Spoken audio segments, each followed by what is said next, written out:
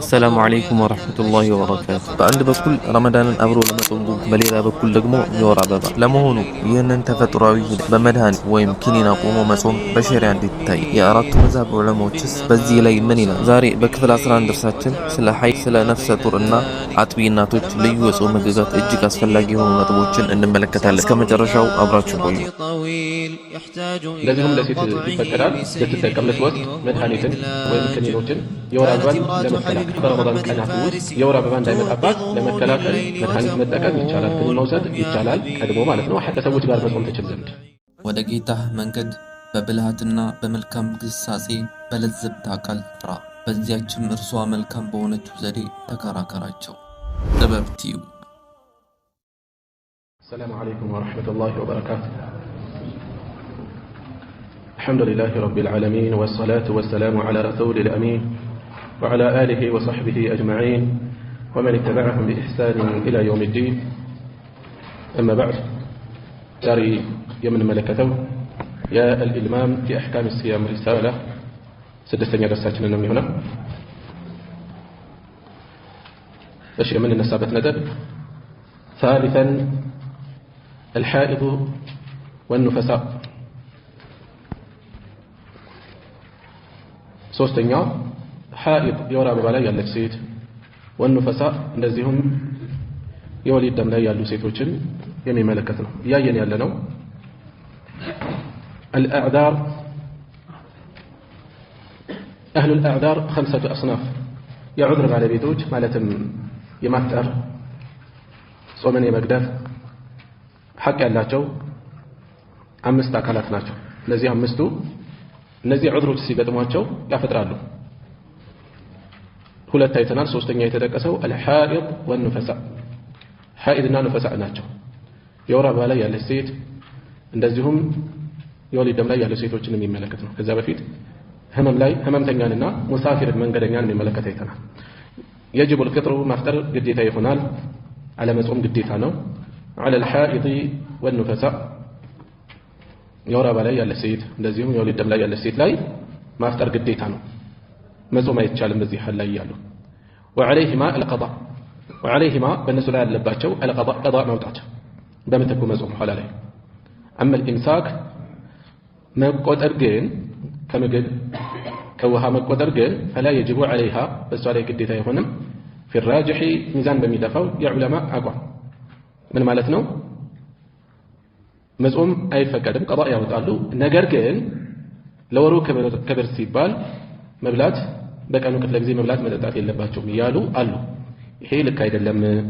ሚዛን የሚደፋው ትክክለኛው ምርጫ ትክክለኛው አቋም መብላት መጠጣት ይችላሉ። መቆጠብ ከሚያስፈጥሩ ነገሮች ምግብን መተው ለነሱ ላይ ግዴታ አይደለም። ምክንያት ሳይበሉ ስለዋሉ ጾሙ አይቆጠርም።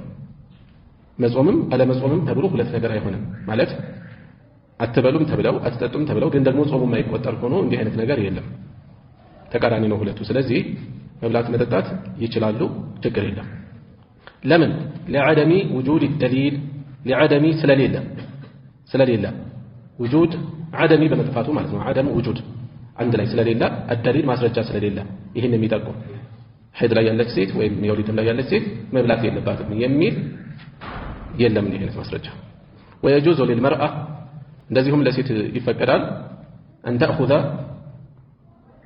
ልትጠቀም ልትወስድ دواء مدهانيتن أو حبوبا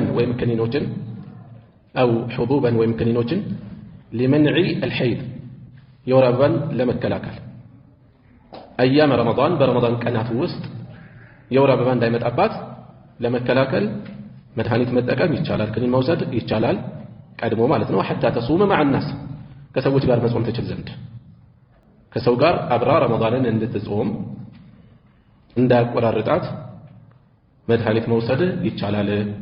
ለቀኑ ክፍለ ጊዜ ለማለት አይደለም፣ ግልጽ ነው።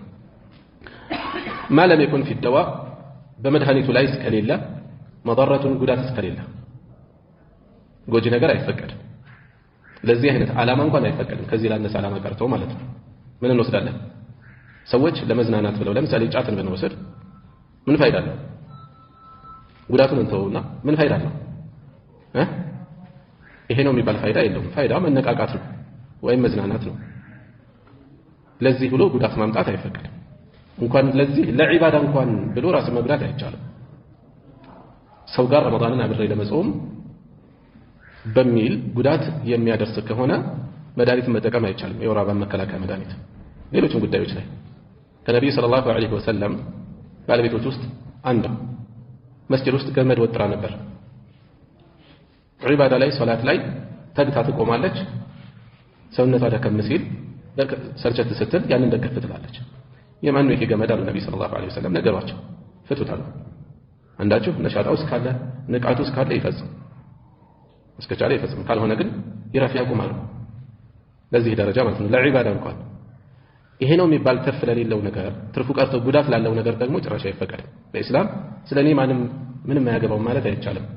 ላ ضرر ولا ضرار የሚጎዳ ነገር ولا تلقوا بأيديكم إلى التهلكة ለሰው ራሱ የሚጎዳ ነገር ውስጥ መግባት አይፈቀድለትም። ስለዚህ እዚህም ላይ የወር አበባን መምጣቱን ለመከላከል ከህዝብ ጋር አብሮ ረመዳንን ለመጾም ደሙን ለማስቆም መድኃኒት መውሰድ ክኒን መውሰድ ይቻላል። እስከ መቼ? ጉዳት እስከሌለባት እስከማያስከትል እስከሆነ ድረስ። على هذا أهل العلم የዕልም ባለቤቶች በዚህ አቋም ላይ ነው ያሉት። ጉዳት እስከሌለው ይቻላል። من المذاهب الأربعة ከአራቱ መዝሐቦች ታዋቂ መዝሐቦች ሐነፊያ፣ ማሊኪያ፣ ሻፊዕያና ሐንበልያ የአራቱ መዝሐብ የእውቀት ባለቤቶች እዚህ ላይ ነው ያሉት። ኢላ አን አልማሊኪያ ባይሁም ማሊኪያዎች አሉ ከአራቱ አንድ ነጥለው አወጡ። ከሪሁ ذلك ይሄንን ጠልተዋል። ከራህ ነው የተጠላ ነው ብለዋል። መድኃኒት መውሰድ ደግሞ ለማስቆም ወለዐለሁ ምናልባትም ይሄ የሆነው ይሄን የመረጡት لأجل المضرة ለጉዳቱ ይሆናል። አላህ ከሴት ልጅ ተፈጥሮ ጋር ያስቀመጠው ነገር በመድኃኒት ሲቀር ጉዳት ሊያስከትል ይችላል። ስለዚህ ይህን ማስረገጥ ያስፈልጋል። ለዚህ ሊሆን ይችላል። ዞሮ ዞሮ በዘመናችንም ታላላቅ ዑለማዎች ተመሳሳይ ነገር ያንጸባርቃሉ። ምን የሚል ጉዳት እስከሌለው ይቻላል፣ ችግር የለም። ለሐጅ ለረመዳን እንደዚህ መጠቀም ይቻላል። ስለዚህ ሶስተኛው ዑድር የወር አበባ ላይ የወሊድ ደም ላይ ያሉ ሴቶች መጾም አይፈቀድላቸውም። በምትኩ ኋላ ላይ ቀዷ ያወጣሉ። ከህዝብ ጋር አብሮ ለመጾም የወር አበባ ላይ ያሉ ሴቶች የወር አበባ እንዳይመጣ መከላከያ መውሰድ ይቻላል፣ ጉዳት እስከሌለው የሚለውን እንወስዳለን ከዚህ ነገር።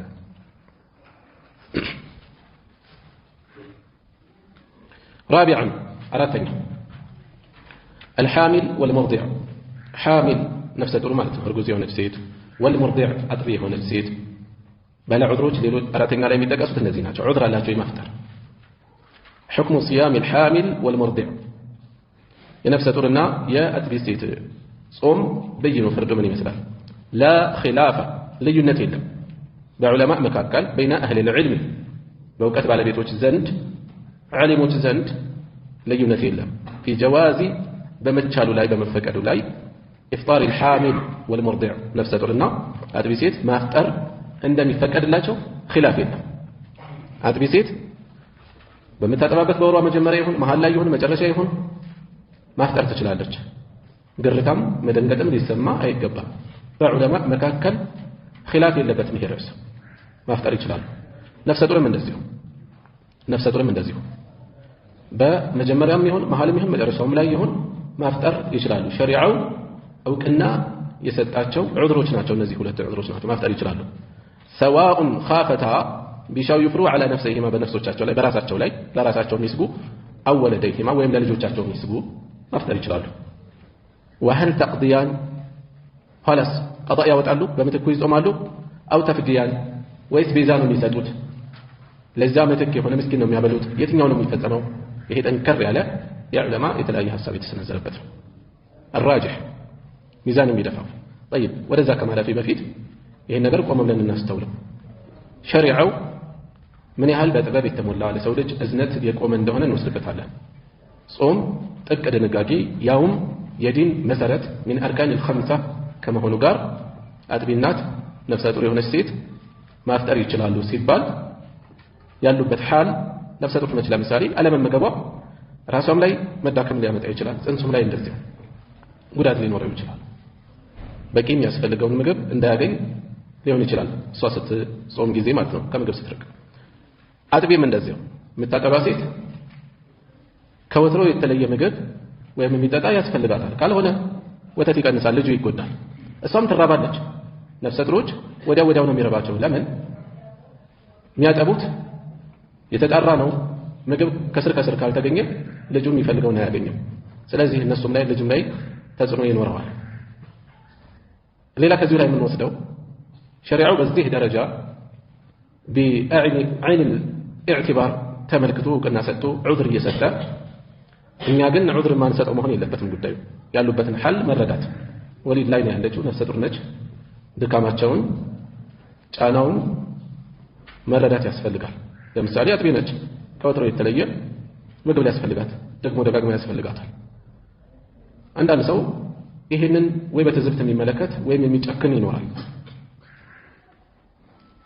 ይሄ በውስጡ ጭካኔ ነው ያለውና የሸሪዓውን ዋጋ መስጠቱ በራሱ ቢጠቁመን ነገር አለ። ይበልጥ ነገሮችን መረዳት፣ ማዘን፣ መቆርቆር ያስፈልጋል። طيب ወደዚሁ እንለፍ።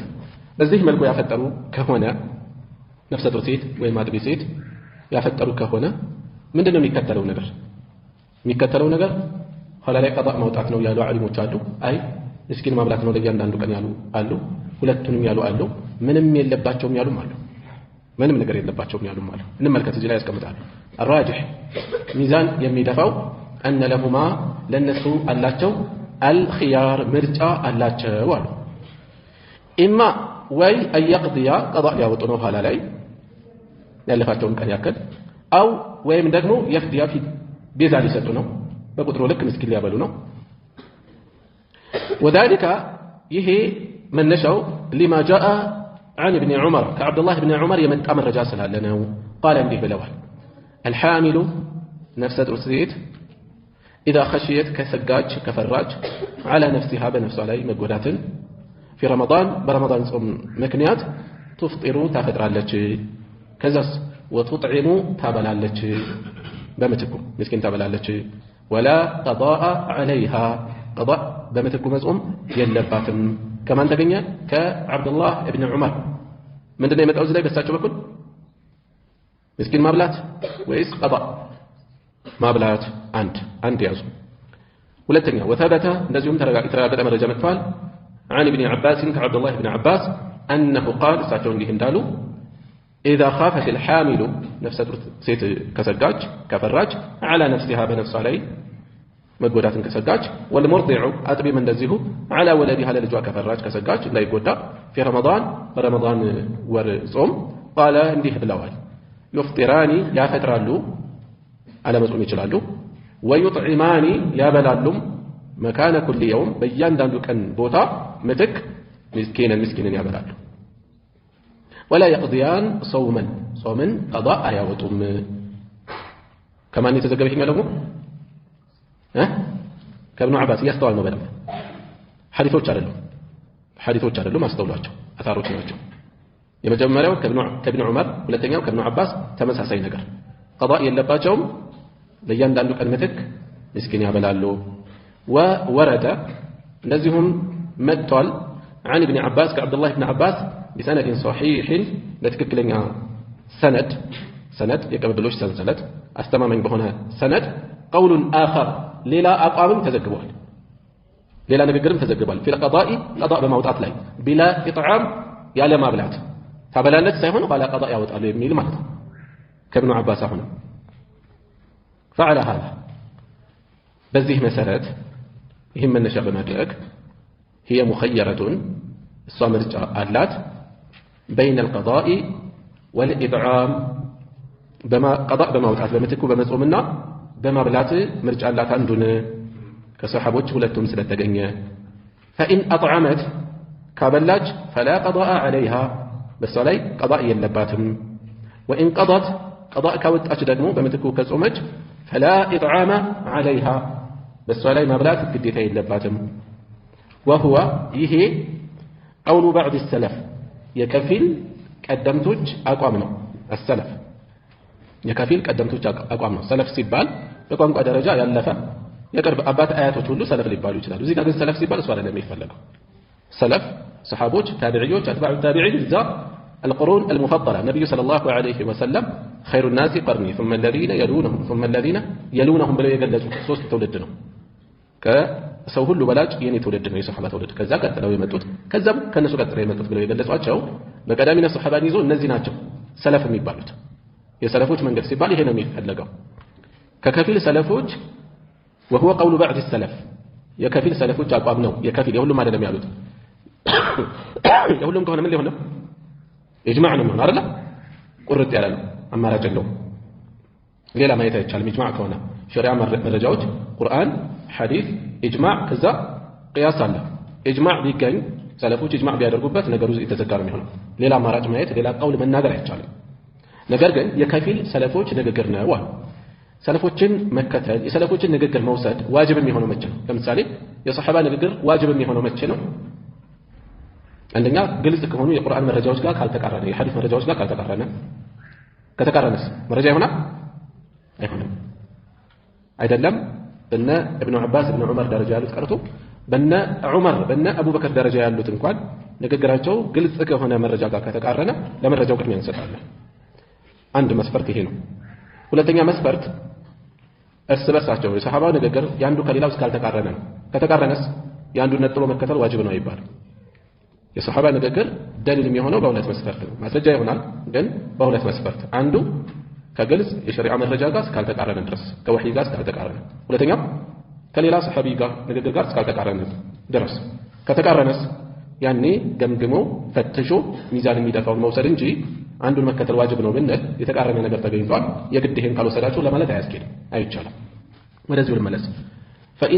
وهو قول بعض السلف ይሄ የከፊል ሰለፎች አቋም ነው አሉ።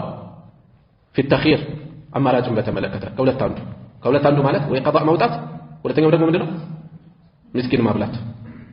قال الترمذي الإمام محمد بن عيسى الترمذي እንዲህ ብለዋል صاحب السنن የሱነን ባለቤት የሱነን الترمذي ባለቤት وقال بعضهم كفيلوች ብለዋል አሉ الترمذي يفطران ያፈጥራሉ ነፍሰ ጡር እናት ቢሴት ويطعمان ያበላሉም ከዛም ያበላሉ ብለዋል። ولا قضاء عليهما በእነሱ ላይ قضاء የለባቸውም አንድ وإن شاءتا ከፈለጉ ደግሞ قضاء ያወጣሉ ሁለት ولا إطعام عليهما በእነሱ ላይ ምግብ መብላት አይጠበቅባቸውም። وبه يقول إسحاق ابن راهويه ይህንን መርጠዋል። ስለዚህ አንድ ቀضاء ማውጣት ብቻ አለባቸው ያሉ አሉ፣ ሁለት ማብላት ብቻ ነው የሚጠበቅባቸው ያሉ አሉ። ሌላ ደግሞ ተፍሪቅ አድርገው ራሳቸው ላይ ከሰኩ ለልጁ ከሆነ ብለው የለያዩበት ሁኔታ አለ። ሌላ ደግሞ ምንም የለባቸውም ያሉም አሉ፣ ዑዝር ተሰጥቷቸዋል ብለው ያስቀምጡም አሉ። طيب እዚህ ጋር የዚህች ሪሳላ አዘጋጅ ሼኹ የመረጡት ምርጫ አላት ከሁለት አንዱን የማንሳት የሚል ነው። والله اعلم የሌሎች ዑለማዎችን አቅዋል ስንመለከት ቀضاء ማውጣት የሚለው ሚዛን የሚደፋ ነው። ይሄ አቋም ቀضاء ማውጣት አለባት የሚለው ያፈጥራሉ ግን ኋላ ቀضاء ማውጣት ይጠበቃል የሚለው የአልሐሰን አልበስሪ፣ ኢብራሂም النخعي፣ عطاء بن أبي رباح፣ الزهري፣ الضحاك፣ الأوزاعي፣ ربيعة، سفيان الثوري፣ أبو حنيفة እና ጓዶቻቸው الليث بن سعيد እና الطبري የነዚህ ምርጫ ነው። وأبو ثور أبو عبيد ማሊክ ደግሞ አጥቢን በተመለከተ እንደዚህ ተናግረዋል። ሻፊዒም ነው ሻፊዒ በአንድ ቀውላቸው ነፍሰ ጡርን አስመልክተው የተናገሩት አለ ቀضاء ማውጣት ነው የሚጠበቀው ማብላት አይደለም ብለው ያስቀምጣሉ። ማስረጃቸው ምንድነው? አነስ ብኑ ማሊክ ያስተላለፉት አስሐቡ ሱነን ዘንድ የተዘገበ ሐዲስ አለ أن النبي صلى الله عليه وسلم قال ነብያችን እንዲህ ብለዋል إن الله عز وجل وضع عن المسافر الصوم ሐዲሱን በደንብ አስተውሉት። አላህ ይላቀው አላህ ከፍ ያለው አላህ وضع አንስቷል عن المسافر ከመንገደኛ ላይ الصوم ጾምን وشطر الصلاة የሶላትን ደግሞ ግማሹን ባለ አራት የሆነው ስንት ይሆናል? ሁለት وعن الحبلى ከነፍሰ ጡር ሴት ላይ ደግሞ والمرضع ከአጥቢም ላይ الصوم ጾምን አንስቷል። ይህንን ሐዲስ መነሻ በማድረግ ምንም የለባቸውም ያሉት ይሄ ነው መነሻቸው። ከፊሎቹ ጾምም ምንም የለባቸውም ተነስቶላቸዋል ነው የተባለው። ነገር ግን የሐዲሱ መልእክት በደንብ ካስተዋል ነው ምንም የለባቸውም የሚል አይደለም። አላህ ከሙሳፊር ላይ ጾምን አንስቷል። ከዛስ ሙሳፊር ማፍጠር ይችላል ብለናል። ሙሉ በሙሉ ነው የሚተወው ወይስ በምትኩ ይጾማል? ይጾማል። በተመሳሳይ ነው መረዳት ያለብን አንድ ሐዲስ ላይ ስለሆነ ያለው ከመንገደኛ ላይ ጾም ተነስቶለታል ማለት ግዴታ አልሆነበትም በለት ኋላ ቀضاء ያወጣል። ከነፍሰ ጡርና ከአጥቢ ሴትም ላይ እንደዚሁ ጾም ተነስቶላቸዋል ማለት በዚሁ አግባብ ነው። በጊዜው መጾም ዋጅብ አይሆንባቸውም፣ ሲችሉ ቀضاء ያወጣሉ ብለው ያስቀምጣሉ። ይህንን ሐዲስ ለምሳሌ ኢብኑ ሐጀር፣ ሹዐይብ አልአርናኡጥ፣ ሼኹ አልአልባኒ፣ ሼኽ ሙቅቢል ሐሰን ደረጃ አለው ለመረጃ ብቁ ነው ብለው አስቀምጠዋል። ስለዚህ የገጠመ ዑዝር አለ። በዛ ዑዝር ሰበብ ማፍጠር ይችላሉ። ኋላ በሚችሉ ጊዜ ግን ምን ማድረግ ይችላሉ?